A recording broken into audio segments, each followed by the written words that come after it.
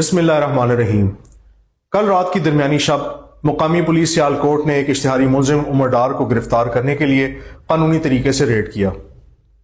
اشتہاری ملزم عمر ڈار تھانہ نیکا پورا کے مقدمہ 699، تھانہ کینٹ سیالکوٹ کے مقدمہ 674، 675، تھانہ رنگ پورا کے مقدمات 439 اور 440 میں ایک اشتہاری ملزم ہے۔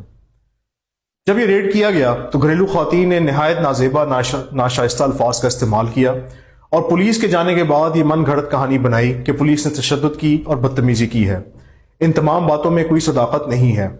ہمارے پاس مقدمات کی بابت شواہد موجود ہیں جس میں ملزم عمر ڈار ریاست پاکستان کے خلاف ہرزہ رسائی کر رہا ہے، تشدد اور توڑ پھوڑ میں بھی ملوث ہے۔ کیا ملزمان اشتہاری گھریلو خواتین کا سہارا لیں گے اور قانون کے دائرے سے دور رہیں گے؟